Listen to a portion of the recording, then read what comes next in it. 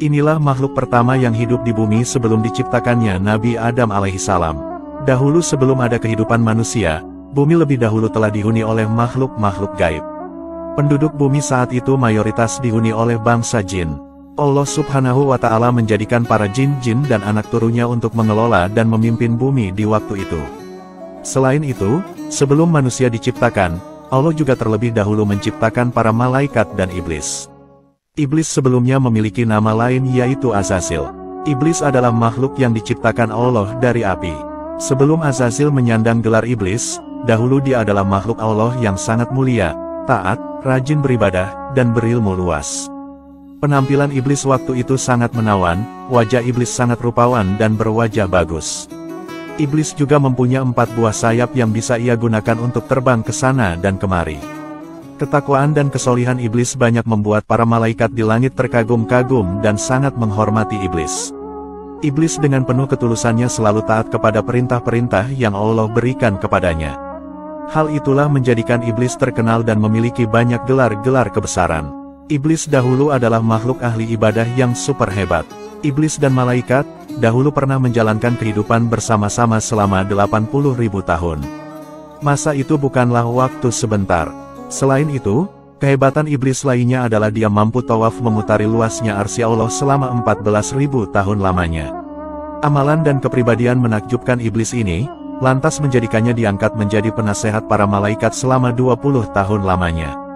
Tidak cukup di situ, iblis juga menjabat sebagai panglima para malaikat muqarrabun selama 30.000 tahun lamanya. Dahulu, bumi kita ini diciptakan Allah Subhanahu wa Ta'ala hanya dalam kurun waktu 6 hari saja. Namun perlu diketahui, bahwa perhitungan hari di sisi Allah jelas berbeda dengan hitungan manusia zaman sekarang.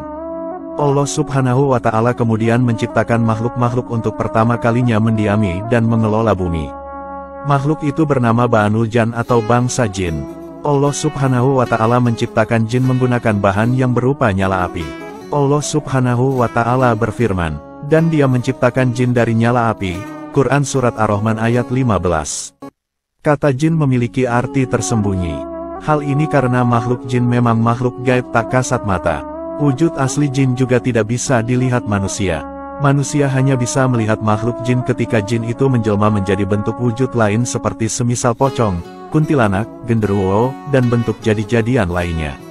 Allah menciptakan bangsa jin dan membebani kewajiban dan tugas yang sama dengan bangsa manusia. Mereka diperintah untuk menyembah Tuhan Sang Pencipta alam semesta ini, yaitu Allah Subhanahu wa Ta'ala. Allah Subhanahu wa Ta'ala berfirman, dan aku tidak menciptakan jin dan manusia melainkan supaya mereka menyembahku. Quran Surat Az-Zariyat ayat 56. Bentuk jin sendiri bermacam-macam, ada yang mirip seperti anjing, ular, serangga, dan ada yang memiliki sayap sehingga mampu berterbangan di udara. Jin pun memiliki jenis kelamin laki-laki dan perempuan, dan juga mampu berkembang biak layaknya seperti manusia. Namun, dahulu ketika Allah menjadikan para bangsa jin menjadi khalifah di bumi, ternyata banyak para jin-jin itu yang melakukan keonaran dan kerusakan di mana-mana. Mereka banyak yang membangkang perintah Allah dan melakukan kemaksiatan di mana-mana. Kehidupan mereka di bumi sungguh sangat tidak rukun. Mereka para kaum jin kerap melakukan peperangan dan menumpahkan darah kepada sesamanya. Bunuh-membunuh menjadi peristiwa yang sering terjadi di antara dua kubu jin yang saling berseteru dan bermusuhan. Melihat hal itu, dilaporkanlah kelakuan penduduk jin itu kepada Allah Subhanahu wa Ta'ala. Kemudian, diutuskah iblis yang dulunya bernama Azazil bersama para malaikat untuk bersama-sama menggempur dan mengalahkan bangsa jin yang sudah banyak membuat dosa dan kerusakan. Iblis sebagai komandan perang para malaikat, lalu bersama-sama menghabisi para jin-jin perusak itu sampai berhasil. Peperangan lalu berlangsung sangat dahsyat. Akhirnya, peperangan luar biasa itu dimenangkan oleh tentara para malaikat. Dalam peperangan itu, banyak jin-jin yang mati mengenaskan. Namun, banyak pula yang berhasil kabur dan sembunyi di dasar laut, di gua-gua, dan di dalam hutan. Iblis dengan bangganya bisa memimpin perang dan mengalahkan para jin itu. Sebenarnya, rasa sombong dalam diri iblis karena kehebatannya sudah Allah Subhanahu wa Ta'ala ketahui sebelumnya. Namun, para malaikat tidak ada yang mengetahuinya sedikit pun. Iblis masih terlihat sangat soleh dan nampak begitu taat kepada Allah Subhanahu wa Ta'ala. Perlu diketahui, bahwa prestasi yang diperoleh iblis sangat banyak di kala itu. Maka tak heran bila para malaikat sangat hormat dan kagum kepada iblis. Atas banyaknya prestasi dan amal soleh iblis, ia kemudian banyak menerima gelar kehormatan. Iblis terkenal dengan julukan Al-Mujtahid, yang berarti ahli ibadah sungguh-sungguh. Ia juga dijuluki sebagai Al-Apid yang berarti sang ahli ibadah. Lalu, iblis juga dijuluki sebagai As-Sajid yang berarti sang ahli sujud. Gelar-gelar itu masih belum seberapa dan masih banyak gelar-gelar lainnya. Setelah musnahnya kekhalifahan bangsa jin di bumi, kemudian Allah berencana akan menciptakan manusia untuk menjadikannya khalifah di bumi hingga hari kiamat. Namun, program Allah Subhanahu wa Ta'ala itu malah mendapat keluhan dari para malaikat. Para malaikat menganggap bahwa kehadiran manusia nantinya di bumi akan sama menimbulkan masalah dan suka berperang menumpahkan darah di atas bumi. Hal ini bisa terjadi seperti penduduk bumi sebelumnya, yakni kawanan bangsa jin yang berperilaku arogan dan suka bunuh-membunuh. Kisah keluhan malaikat kepada Allah itu terdapat dalam Al-Quran. Allah Subhanahu wa Ta'ala berfirman dalam Quran Surat Al-Baqarah ayat 30 yang artinya, "Ingatlah ketika Tuhanmu berfirman kepada para malaikat, sesungguhnya aku hendak menjadikan seorang khalifah di muka bumi. Mereka berkata, mengapa engkau hendak menjadikan khalifah di bumi itu orang yang akan membuat kerusakan padanya dan menumpahkan darah, padahal kami senantiasa bertasbih dengan memuji engkau dan mensucikan engkau." Tuhan berfirman, "Sesungguhnya aku mengetahui apa yang tidak kamu ketahui." Allah Subhanahu wa Ta'ala berkata kepada malaikat, bahwa Allah lah yang lebih mengetahui kedepannya. Selanjutnya, Allah Subhanahu wa Ta'ala kemudian menciptakan Nabi Adam alaihissalam dari tanah liat. Setelah tubuh mulia Nabi Adam alaihissalam terbentuk, maka Allah memerintahkan para malaikat dan iblis untuk bersujud memberi penghormatan kepada Nabi Adam alaihissalam. Semua malaikat akhirnya bersujud kecuali iblis.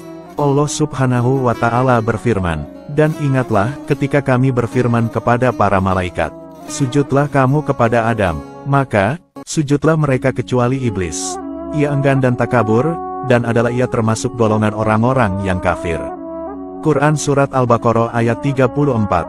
Iblis akhirnya memilih membangkang dan enggan bersujud kepada Nabi Adam alaihissalam. Allah Subhanahu wa Ta'ala lalu bertanya, "Apakah yang menghalangimu untuk bersujud kepada Adam di waktu aku menyuruhmu?" Iblis menjawab, "Saya lebih baik daripadanya. Engkau ciptakan saya dari api, sedang dia engkau ciptakan dari tanah." Quran Surat Al-A'raf ayat 12. Iblis dengan lantangnya membangkang perintah Allah Subhanahu wa Ta'ala karena merasa sombong dan lebih baik dan lebih mulia dibanding Nabi Adam alaihissalam. Kelakuan edan iblis itu akhirnya membuat Allah Subhanahu wa Ta'ala murka dan melaknat iblis. Iblis kemudian dikutuk menjadi makhluk yang buruk, sesat, dan juga menyesatkan. Karena sikap sombongnya itu, kemudian Allah Subhanahu wa Ta'ala mengusir iblis dari surga. Namun sombongnya, bukannya minta ampun, iblis malah bersumpah untuk menyesatkan anak cucu Adam hingga hari kiamat kelak. Iblis memohon kepada Allah untuk diberikan umur panjang hingga hari kiamat. Allah Subhanahu wa Ta'ala pun mengabulkan permintaan iblis itu. Iblis akan berusaha menyesatkan umat manusia dan mencari sebanyak-banyaknya teman untuk hidup kekal di neraka. Iblis juga bekerja sama dengan para setan-setan untuk menjerumuskan manusia ke lembah dosa. Para setan-setan ini ada yang berasal dari golongan jin kafir dan manusia.